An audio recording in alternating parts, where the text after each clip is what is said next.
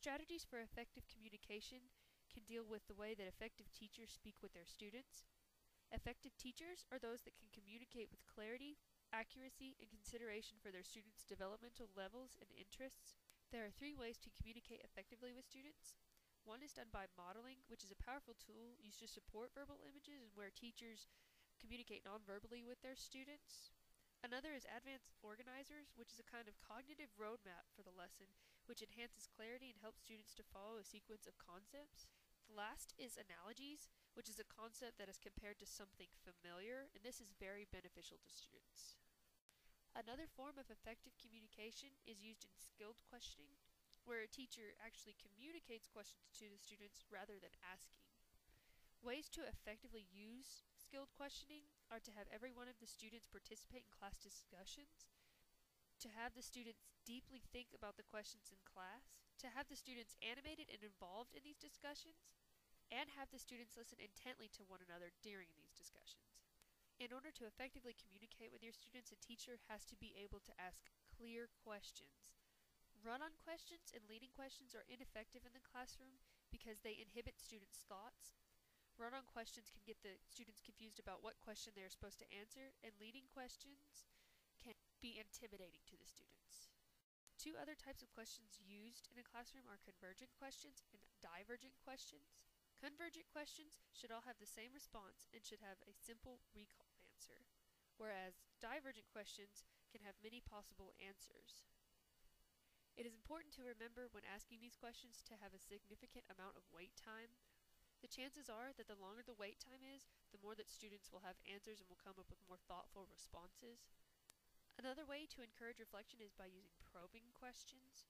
Instead of being satisfied with the student's initial response to a question, it is best that the teacher continues to probe the student so that they will refine and sharpen their thinking.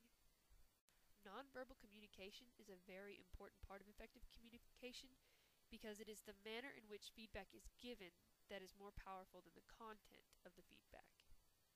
When giving feedback to students, it is important to maintain a positive tone in your voice and in your facial expressions. One of the most important skills for communication in the classroom is clarity in giving directions. As a teacher, you should give clear, understandable instructions to your students so they will be able to meet your expectations. When you are preparing your students for important yet complicated directions, it is important that you visualize the students going through each stage of the activity so that they do not look over any detail. As an effective teacher, you should know how to communicate with your students in other contexts, such as non-instructional situations. Interpersonal skills can include active listening, realness, acceptance, empathic understanding, cultural sensitivity, and respect. Active listening is communicating in a 2-way process. As teachers, we need to be able to listen to our students as well as speak to them. Effective teachers should be able to understand their students and what they are saying. Realness deals with the idea that students should be able to see their teacher as a real person with strengths and weaknesses rather than as an unapproachable, perfect, and authority figure. Acceptance says that by accepting students, teachers can create a strong feeling of trust in the classrooms. Empathic understanding also adds to a student's feeling of well-being in the school environment. This allows a teacher to see through a student's eyes so they can know what they are feeling in the classroom. Due to the constant growth of diversities in schools, it is important for teachers to have cultural sensitivity. Master teacher communicators are aware that cultural discrepancies exist, even though they may not know about each of them specifically. Effective teachers are those who are aware of cultural norms and should not discriminate against students who need to be acculturated into the world of school. Finally, respect has to do with the mutual respect between teachers and students. Not only do students have a responsibility to their teacher, but a teacher has a responsibility to their students as well. A teacher should never make fun of their students. Teachers should avoid using sarcasm because it can be easily misconstrued and become hurtful.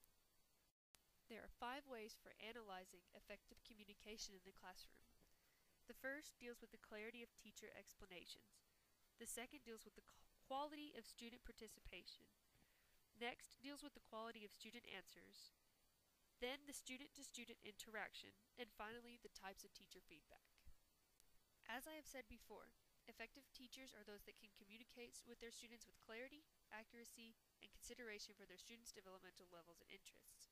There are 4 important aspects of communication, which include clear, accurate, and appropriate communication, questioning skills, communicating directions, explanations, and procedures, and interpersonal skills.